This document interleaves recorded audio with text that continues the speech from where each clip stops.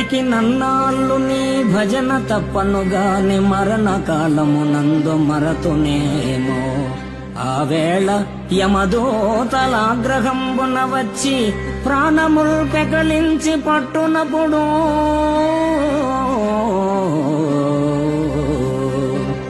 కఫవాత పైత్యముల్ కప్పగా భ్రమచేత కంపముద్భవమంది కష్టపడుచు నా జిహ్వతో నిన్ను నారాయణ నారాయణ నారాయణ ఎన్నుచు పిలుతునో శ్రమ చేత పిలువలేను, పిలుతునో శ్రమ చేత పిలువలేను.